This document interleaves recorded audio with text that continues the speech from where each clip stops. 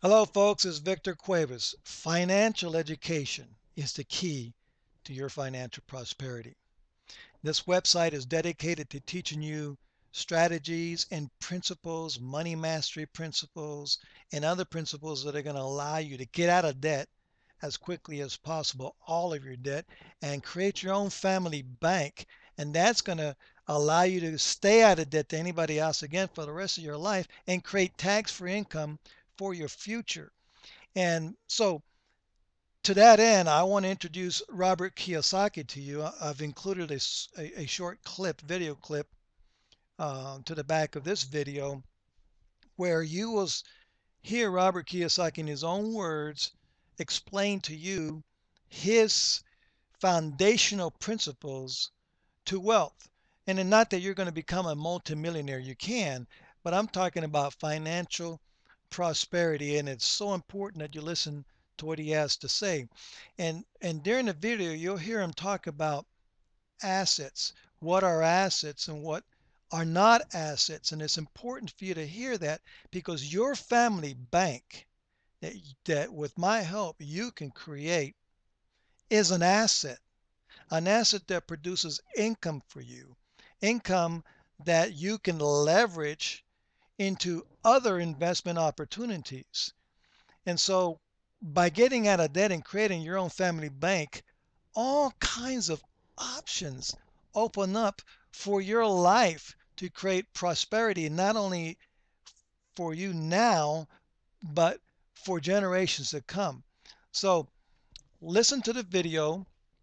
I recommend that you buy his books and study them, but listen to the video, enjoy it, and then get back with me and we can work together to see how you can apply those principles to your life to get out of debt and build some real wealth in your life. Enjoy. Robert Kiyosaki is recognized internationally as one of today's leading financial experts.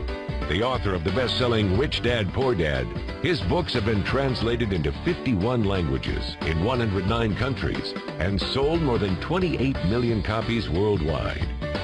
Robert has spent his life educating people on how to attain financial Hello, I'm freedom. Robert Kiyosaki. I'm the author of this book, Rich Dad, Poor Dad. I want to welcome you to the business of the 21st century.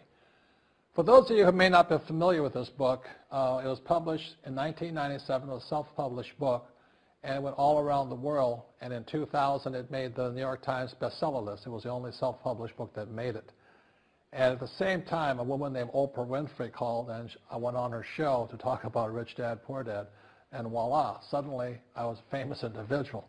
So today, this book has now sold approximately 25 million copies in 100 different countries and 50 different languages. So today, Rich Dad, Poor Dad is the #1 personal finance book ever written. So Rich Dad, Poor Dad is a very simple story of my two dads. My real dad was the head of education for the state of Hawaii. Great guy, PhD, like I said, head of education, smart guy, but he also ran for lieutenant governor of the state of Hawaii as a Republican. Unfortunately, he lost, and he ultimately died poor, so that's why I call him my poor dad. My rich dad, on the other hand, didn't finish school, but he ultimately became one of the richest men in Hawaii. So he was my best friend's father, and starting when I was just the age of 9, my rich dad began teaching me about money and business and why the rich are getting richer and why there's this big gap between the rich and everybody else today. So Rich Dad is a very simple, true story about two fathers, Rich Dad and Poor Dad, tell their two sons about money. And it was my poor dad always said, go to school, get a job, work hard, and all that stuff. And my rich dad says, you'll never get rich doing that. You'll never be a free man. So that's kind of the differences. But if I would show you a diagram of the differences here, is that in financial education, this is very simply the difference. Because there's no financial education in our school, most people do not understand financial statements. So this here is income, expense, assets, and liabilities. And the reason my poor dad was poor, it was very simple. Because he couldn't read a financial statement because he don't have financial education in school. He was financially illiterate, although a PhD. And my poor dad always said, our house is an asset. And my rich dad said, your father may be well educated, but he can't tell assets from liabilities.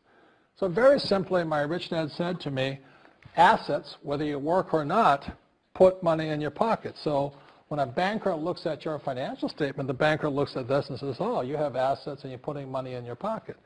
And if you look at your house, it's really a liability because every month it takes money from your pocket.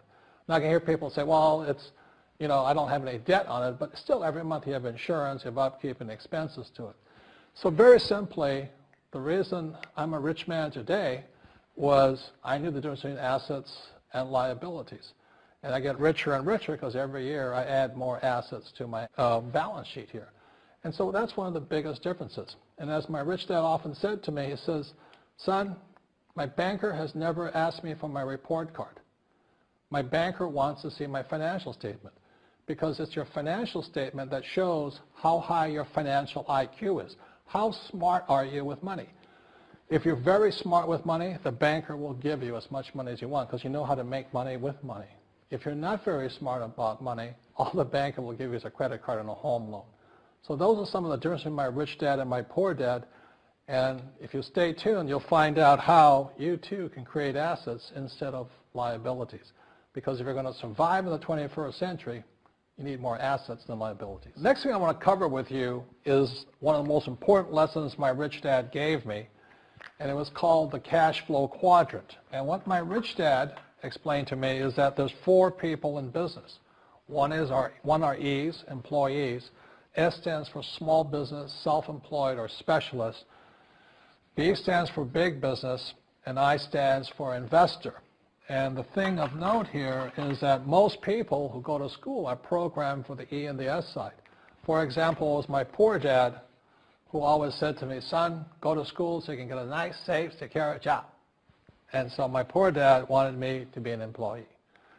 And since the time I was a kid, get a safe, secure job, steady paycheck, and benefits. Okay? I didn't want to be an employee. And I said, Mom and Dad, I want to be a rich man. And I fight with my dad. So my mother finally said, son, if you want to be rich, my mother was a registered nurse. She said, if you want to be rich, the richest people I know are doctors.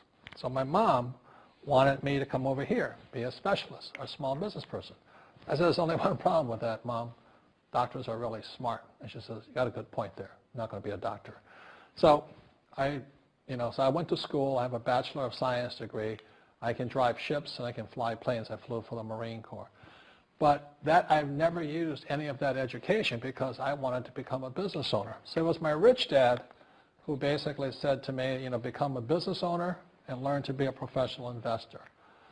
So one of the big differences here between these people is that it's called taxes. See, in 1943, in the U.S., the federal government passed a law that said employees had to pay tax before they got paid. So when you get your paycheck from your employer, you open it up, and voila, the government's always taken a sizable chunk of it. And the harder you work and the more money you make, the more money they take from you. So that's why it's not that good to be an employee, because you can never get ahead, because the more you work, more money you make, the greater they pay in taxes. Now, the doctors and lawyers and attorneys, accountants were all laughing, saying, oh, these guys, they're getting paying a lot of taxes. So naturally, the federal government changed the laws again. So in 1986 in the U.S., a thing called the 86 Tax Reform Act, and it basically took a lot of the benefits away from people who are self-employed, small business, doctors, and lawyers. So today in America, unfortunately, these guys pay the highest percentage in taxes. It is tragic. And a lot of people think they're investors, but what they're really doing is they're just giving their money to people like mutual funds, companies, and all that. So they're investing, but they're not really investors. See, the big tax breaks are on this side. The laws are pretty tight here, but this area is very, very gray. So by being a business owner on the right-hand side of the quadrant, you can make a lot more money and pay a smaller percentage of taxes legally. And the key word is legally. In the investor quadrant, it is possible to make millions of dollars and pay 0% taxes legally. But you've got to know the difference. So one of the beauties of business for the 21st century is it allows people to make the transition from the E and the S side to the B side especially. And so you can become a big business owner. And the difference between an S and a B, small business and big business, is most of these guys can't quit working. most small business owners, if they stop working for more than a month, the business collapses. They don't really have a business. Most of these people own a job. So the beauty of business for the 21st century is it allows these people to make the transition to the B side so that you don't have to keep working hard for money, and the money can actually come in passively. Then once you have your business up and running, then I always recommend you then begin investing with your excess cash, paying less and less in taxes. And that's the reason the rich are getting richer.